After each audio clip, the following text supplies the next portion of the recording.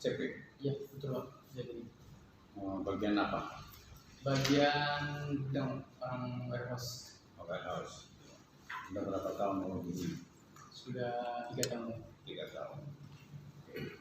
Tapi kalau nanti data nanti bisa ya. Bisa ya. Oke. Ini kalau penelitiannya Dicatat Mas ya? Bukannya mana? Dicatat ya? dengan, Nah, dicatat.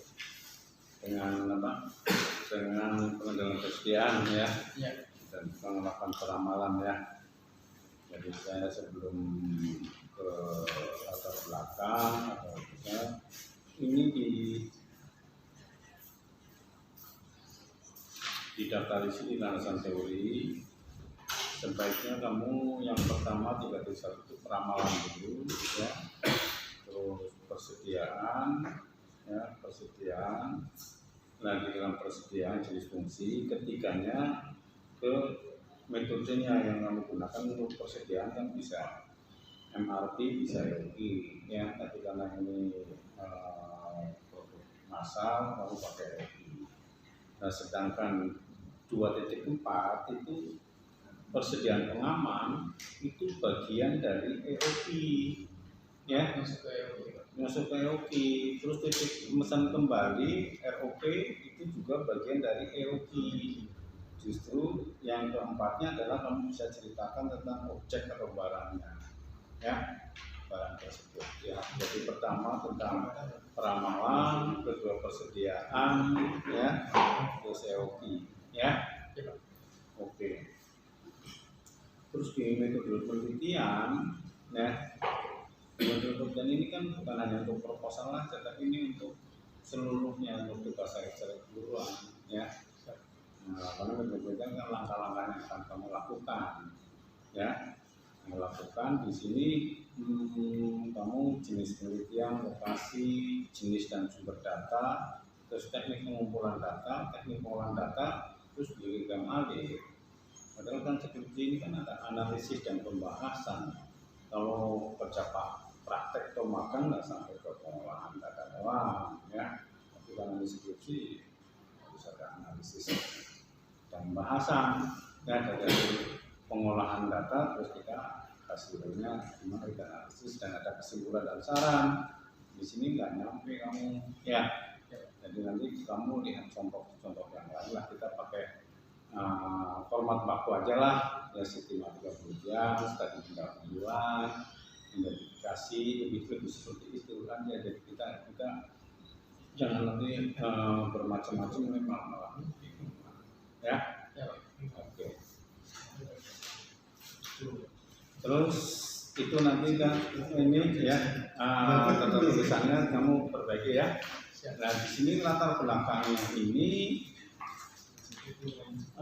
sebenarnya kamu mau menceritakan transportasi ya, apa mau menceritakan tentang EOI, inventory. Nah, untuk itu Pak, saya menjawab karena kan si PT TJ ini kan angkutan umum, di mana unit itu memang selalu beroperasi dari pagi hingga malam, dan unit yang tersedia itu sekitar 100. Nah, permintaan untuk pengereman briket ini cukup tinggi dibanding yang unit yang satunya lagi 2542. Sehingga kalau seandainya barang tersebut habis, maka unit itu tidak bisa dijalankan. Oke. Jadi itu mengganggu presentasi kita sebagai vendor di sana. Ya, jadi kalau dibikin latar belakang ya, itu alinea pertama lebih menceritakan tentang perlunya persediaan yang bagus ya, bukan kamu malah menceritakan tentang transportasi di DKI segala macam. Mendingan itu dulu ya, punya inventory yang bagus gitu ya. Nah, yang keduanya adalah baru PT tersebut kamu ceritakan di bidang apa, tapi dia di situ di bagian tertentu itu masih ada kendala atau kurang bagus. Ya. Nah setelah itu alinea ketiga, masalah nyatanya itu apa? Ya, masalah nyatanya itu apa? Ya, jadi berurutan ya, bukan punya kamu menceritakannya malah tentang transportasi ya di DKI biasa itu ya, tapi lebih ke cenderung utamanya adalah inventorinya ya, inventori dan permasalahannya ya. Oke, di perumusan masalah yang pertama bolehlah bagaimana perhitungan peramalan. Terus yang kedua, yang B, berapa kuantitas pembelian dan frekuensi suku cadang. Saya tadi apa ini yang dimaksud berapa kuantitas pembelian dan frekuensi suku cadang? Saya bingung di sini.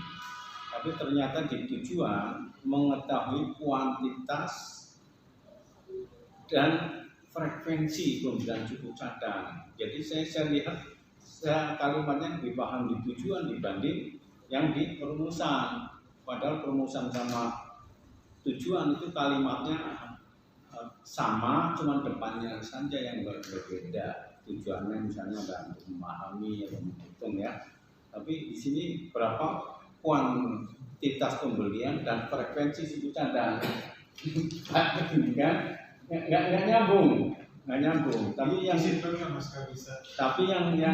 tujuan malah saya paham mengerti kuantitas dan frekuensi ya pembelian suku cadang. Tapi di perumusan Pak coba Pak Hari itu dipahami. Perumusan yang B sama tujuan yang B.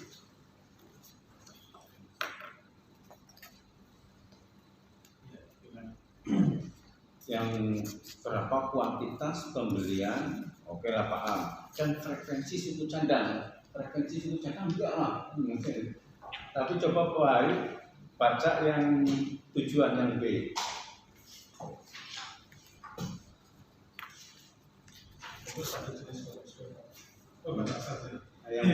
Yang B.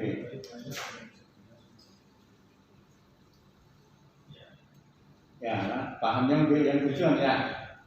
Jadi yang B itu mengetahui kuantitasnya berapa dan frekuensi pembeliannya berapa gitu ya. Ya gitu. Tapi kalau yang di perumusan ya enggak. Frekuensi suku cadang gimana sih frekuensi suku cadang ya? Frekuensi pembelian apa gimana? Frekuensi pembelian ini Mas ya? Jadi kuantitas dan frekuensi pembelian. Tapi kalau yang pertama berapa kuantitas pembelian boleh lah. Tapi dan frekuensi suku cadangnya ini. Berarti pembeliannya dipindah ke setelah frekuensi aja bisa juga. Pembelian. Tapi gini, tadi kan ketemu itu kurang dikit ya masalah itu. Tapi sebenarnya dia terang di apa namanya? Di matchkan antara perumusan masalah sama tujuan. Ya, jadi makanya disinkronkan kan. Bagus lagi itu ini apa namanya? Ngait gitu. Ya, jadi A ke A. Termasuk ke manfaat juga Mas. Manfaatnya langsung kelihatan nggak di situ kan manfaat. Nah, ini kan. Pasangannya juga sama juga. Iya, terus karena nanti kaitannya dengan saran juga nanti. Manfaatnya mengetahui frekuensi pembelian terus berapa kali itu apa sih itu? Ya, iya. Oke ya. Terus kalau yang perumusan masalah yang ketiga, berapa jumlah persediaan pengaman, service stock, terus reorder point, gitu kan. Saya kira di dalam EUK antara frekuensi pembelian dan reorder point ya itu selevel ya. Nah, mendingan agak ditinggikan lagi adalah tentang biaya. Oh iya, itu biaya lagi gitu ya. Biaya totalnya ada nggak? Belum ada total biaya total ya? Yang C itu tentang biayanya. Mungkin kan biaya total persediaannya belum ada ya Pak ya? Iya, karena itu sudah satu set itu Mas, satu paket ya. Satu paket. Kalau misalnya frekuensi atau ROP order sudah satu baik paket itu ya. kan satu ini kan ya. Satu paket tuh Satu Mas. paket. Udah, Ya kan? Nah, mendingan paket itu memang kita laluin, paket berikutnya dari keseluruhan itu Iya, lah. total cost-nya malah nggak ada ya. Nggak ada. Gitu. Oh iya, ini total cost-nya. Dengan ditingkatkan total cost Cost, ya. ya. Kalau yang B itu selevel lah, ROP, Iya. frekuensi gitu ya. Iya, Pak. Jadi emang itu Ya. disesuaikan. Tahu? Maksudnya tahu nggak? Jadi yang ketiga ini diganti dengan total Ya, yang reorder point itu diganti total cost-nya total namanya. cost. Total cost Oke. untuk persediaannya. Ya. berapa. Ya. Kalau kamu hanya ngitung antara Karena reorder point itu udah ketemu di B itu sudah ketemu sebenarnya. Iya, ketemu Kan itu satu paket ya. ya.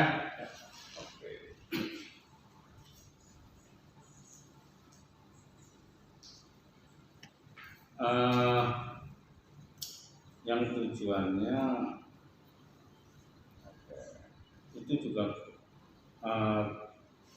pakai ini aja lah, pakai kata memahami, mendeskripsikan, Ya. menghitung, menganalisis atau Ya. ini aja ya. Dan levelnya Ya. naik bukan turun ya. Gitu ya. Ini kesannya turun mas. Iya, iya. Yang pertama udah menganalisis tapi baru mengetahui. Ya. Ya.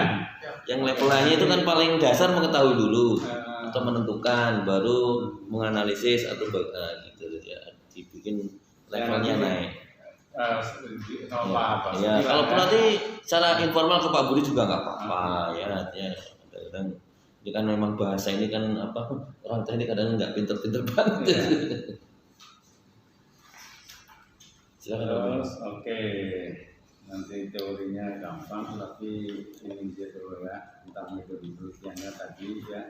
Metode yang sudah saya katakan tadi. Ini. Nah ini jenis dan sumber data ini data primernya. Oh iya, otomatis. perasaan saya sudah pernah ngasih tahu tapi kok masih kayak gini juga itu data primer. Iya, jadi data primer itu datanya apa? Bukan caranya. Iya bukan caranya. Ini kan kamu tulis caranya mas. Jadi primer itu apa? Misalnya data pas stoknya, jumlah stoknya, atau biaya apa? Misalnya biaya pesannya berapa atau biaya apa? Intinya yang langsung kamu dapatkan itu dianggap biaya primer, Pak. Ini data primer. Tapi yang pelengkap saja itu dianggap data sekunder. Saya pernah ngomong masih balik-balik lagi. Ini masih normatif. Iya ya itu baru caranya doang Pak, baru caranya ya. Ya mas ya. Betul ya saya juga kok balik lagi Pak. Ya udah Pak silakan Pak.